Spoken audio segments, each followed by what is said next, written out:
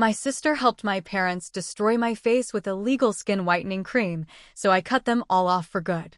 2 years later, my sister came crawling back, terrified and begging for help. I was never the pretty one. At least, not in the way my parents demanded. In my family, beauty was everything, and not the natural kind. It wasn't enough to be clean, presentable, and confident. No. You had to be porcelain. You had to glow. You had to be light-skinned.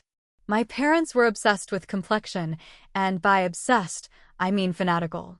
Every mirror in our house was a silent jury. Every family photo, a battlefield where my melanin was the enemy. My mom grew up in the Philippines, and my dad, second generation in California, met her there during a business trip. When she moved here, she brought with her every shade of colorism you can imagine, multiplied by insecurity and masked as tradition. I remember once when I was 12, I overheard her on the phone with her sister saying, if only my name wasn't so dark, she'd be perfect. Perfect.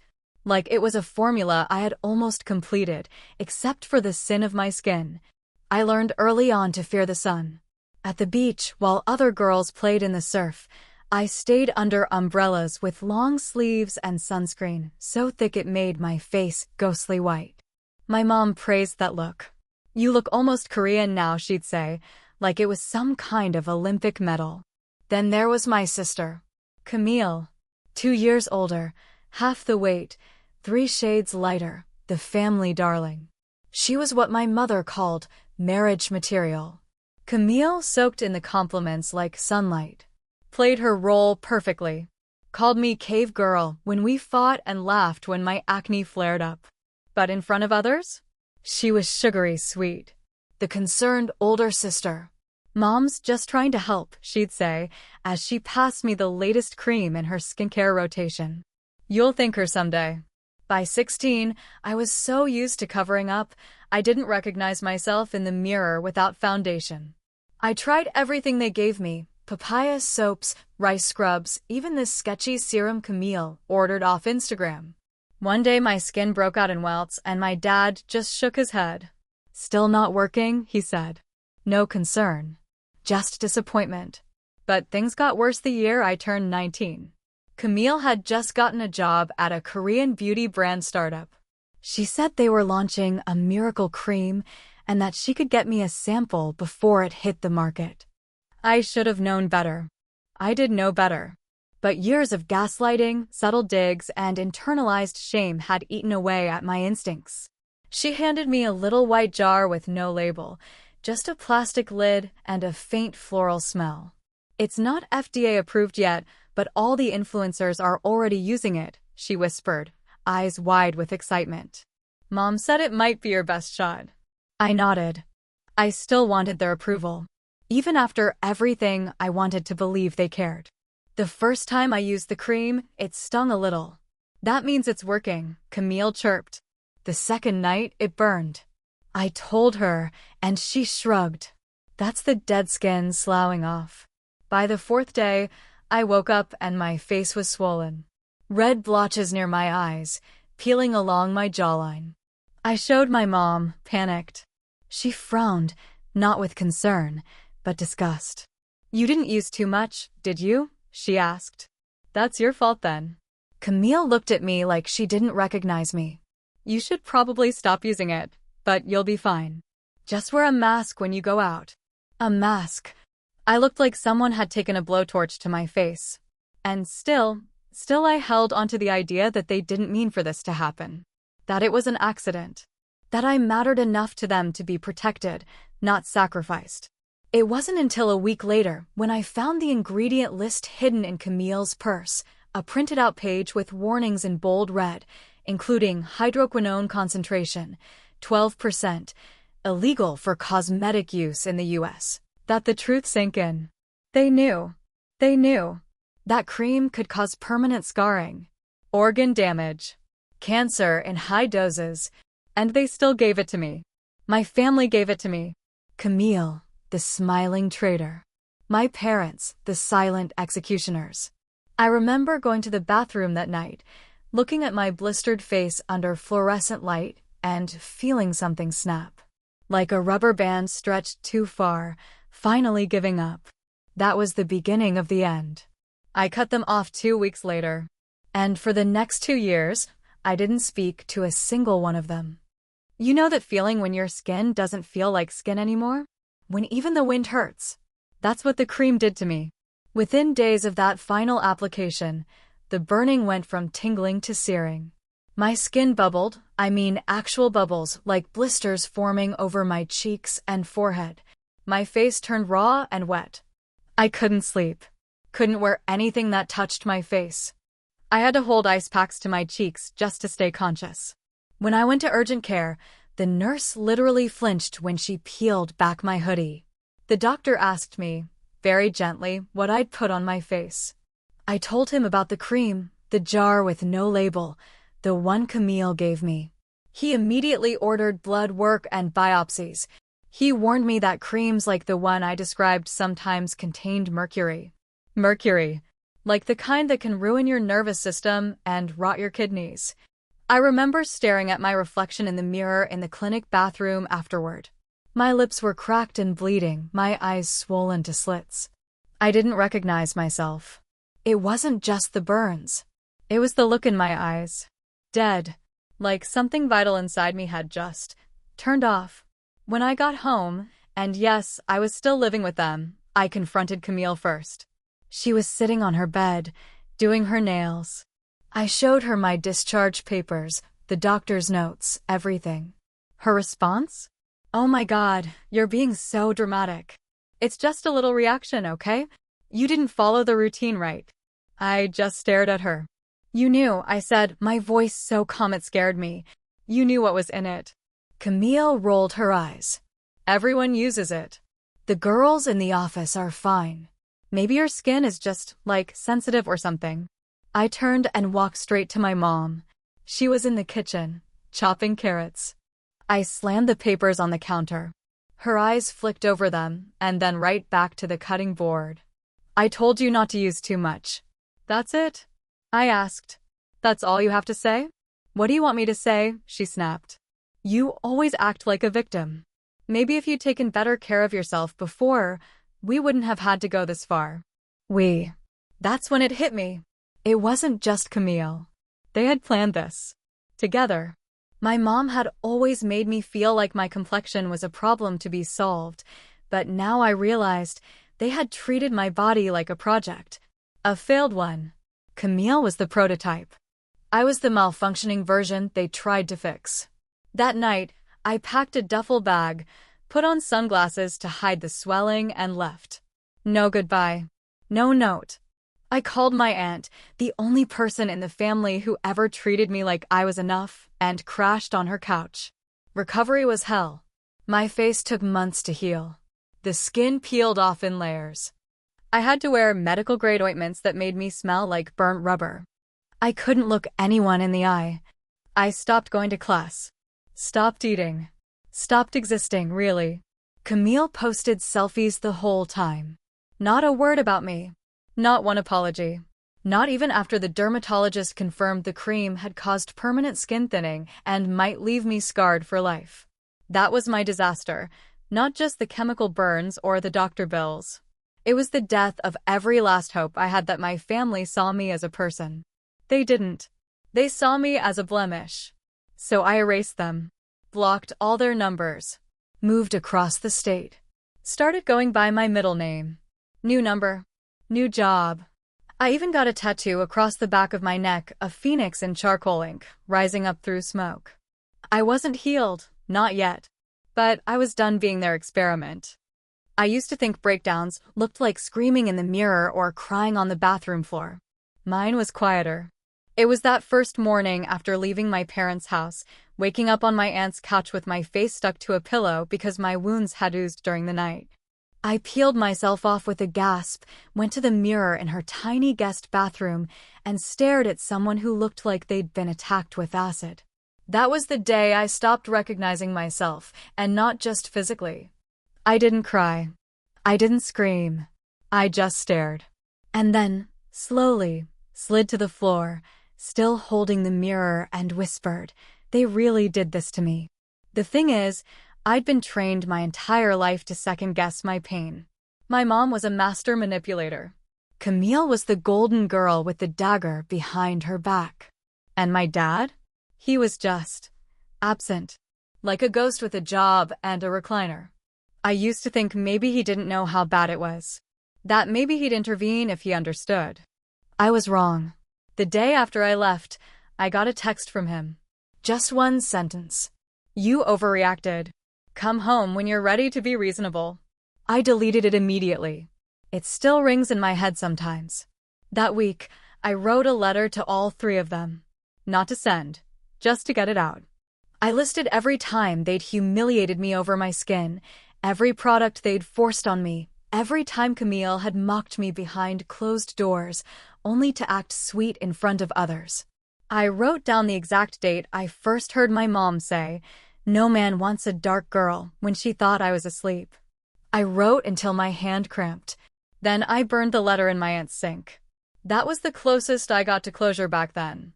Physically, healing was slow. Painful. Sometimes I wanted to crawl out of my own skin. But emotionally, that took longer. I had night terrors. Flashes of Camille standing over me while I smeared that poison across my cheeks. My mom's voice echoing in my head, "You're almost perfect." I'd wake up scratching my face until it bled again. Eventually, I started therapy. At first, I couldn't even say the word abuse out loud. It felt too dramatic, too big. But my therapist looked at me gently and said, "Intent doesn't erase harm." What they did wasn't just toxic. It was violent. That word cracked something open in me. Violent. Not a misunderstanding. Not a mistake. Violent. I began rebuilding from scratch. Found work at a bookstore. Covered my face with medical masks and baggy hoodies for months. But I made friends. Real ones. The kind who didn't comment on my complexion or offer tips. Just people who liked me for who I was. Or maybe for who I was becoming. One of them, Shay, was the first to really get through to me. She saw my scars and didn't flinch. One night, when I was spiraling over whether I'd ever be normal again, she said, "You're not ruined. You're raw. That's different." I'll never forget that. After about a year, I legally changed my name. First and last. Cut off every mutual family friend. Made sure none of them could find me on social media. My aunt supported me every step of the way, never asking for explanations, just making space when I needed it. I told myself I'd never speak to Camille again. Never. Until she found me. It was a Sunday afternoon when she showed up. I was making soup. One of those lazy, comforting routines I'd built to replace the screaming silence that used to live in my chest. I remember the smell of garlic in the pan, the gentle hiss of onions caramelizing, and how it all turned to static when I heard the knock. 3 short taps. I froze. No one knocked like that. When I opened the door and saw her, Camille, standing there on my porch after 2 years of nothing, I swear I forgot how to breathe. Her hair was a mess. No makeup. She was thin. Too thin. Wearing an oversized hoodie like she was trying to shrink inside herself. She looked terrified. "Hi," she said, voice barely above a whisper. "I know you probably hate me, but I didn't know where else to go." My first thought? Slam the door. My second? How the hell did she find me? I didn't say anything, just stared. Then she started crying. Hard. "I know I messed up," she said. "I know I don't deserve anything from you. But please, I need help." That word, help, coming from her. It nearly short-circuited my brain. She stood there sobbing, arms wrapped around herself like a child. And something about that image, the cracks in her perfect, untouchable facade, made me pause. I didn't move. Didn't invite her in. Just asked, "How did you find me?" "Through Auntie," she whispered, eyes darting away. I kept asking. Eventually, she told me. I didn't know where else to go. I made her wait outside while I went and called my aunt. She confirmed it, said Camille had been calling for months. Said she sounded scared. Said she was a mess. Against every instinct, I let her inside. The first thing she did was sink into my couch like she hadn't slept in days. I stood across from her, arms crossed, heart a stone. "What do you want?" I asked. She looked up, and for the first time in my life, her face held no smugness. No calculation. Just fear. "I think someone's following me," she said. I blinked. "What?" She nodded quickly, swallowing. "For the last few weeks. A guy. He parks outside my apartment. I've seen him in the grocery store. I don't know who he is, but he leaves stuff. Notes. I think it's because of the cream." My blood went cold. "The cream?"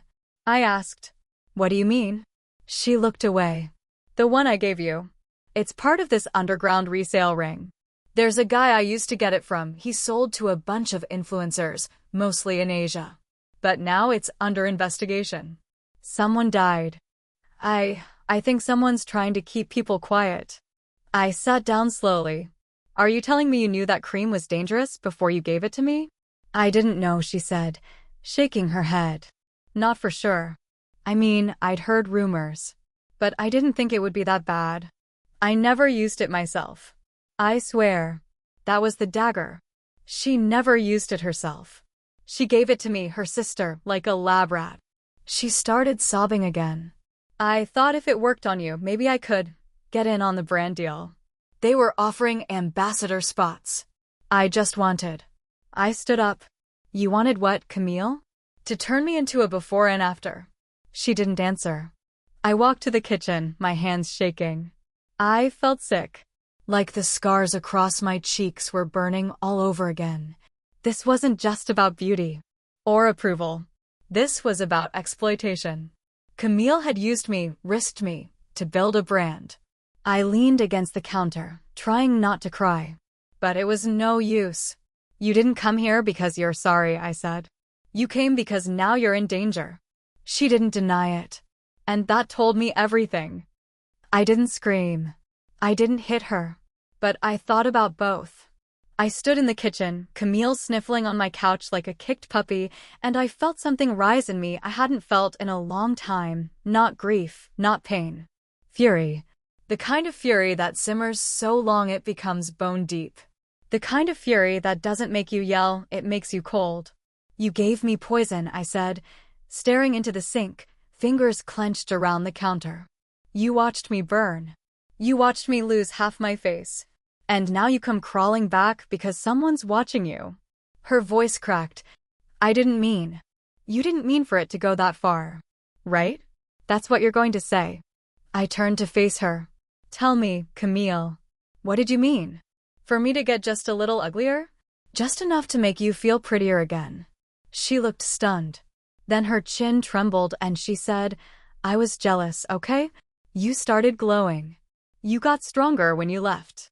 You didn't need us. And everyone was starting to see it. Even Mom." That word stopped me short. "Mom. She knew about this?" I asked. Camille's silence was answer enough. "Jesus," I whispered. "You don't understand," she said. She blamed me. "When you left, she said it was my fault. That I ruined you. That I broke the family." She cut me off. Me. Her favorite. I lost everything. I laughed. A bitter, exhausted sound. "You lost a little control." I lost my face, Camille. My voice shook. My whole body was shaking now. It was like the air in the room had thickened with rage. I walked over to the mirror by the door. The same one I check every morning before leaving for work. I turned my head to the side, traced the faint ridges still visible across my cheekbones. The ghost of a burn that never completely faded. "You know how long it took for me to leave the house without a mask?" I asked. 13 months. "You know how long it took for me to let someone touch my face again? Even just a friend? Almost 2 years." Camille sat quietly, crying into her sleeves. "Do you want my help because you're scared?" I asked. "Or because I'm the only one who still hasn't slammed the door in your face?" She didn't answer. So I answered for her. "You're here because you think I'm still soft. Because I'm the one who forgives. Who breaks first." My voice cracked. But that girl is gone, Camille. You helped kill her. She stood suddenly, walked toward me with trembling hands. I don't want you to forgive me, she said. I don't want to die. I'm scared. I can't sleep. I keep looking over my shoulder. I can't go to the police. They'll arrest me too.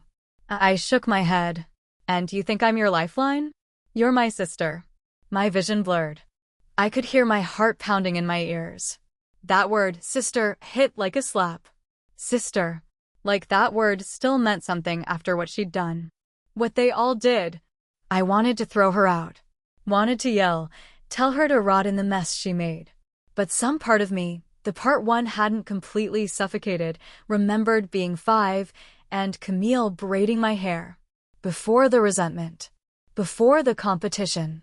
Before our mother pitted us against each other like show dogs. I still remembered that girl. She was gone, but she had M. I sat down. Looked her dead in the eye. I'll give you one night, I said. One. You sleep here. You eat. You don't talk. And tomorrow you leave. I don't want your tears. I don't want your guilt. I want my peace. She nodded quickly, face crumpling in relief. I didn't hug her. Didn't comfort her. That night, I barely slept. I sat up on the couch while she lay curled up in my guest room, and I watched the door like it might explode open. All I could think was, she thinks this is redemption. But for me, this is war.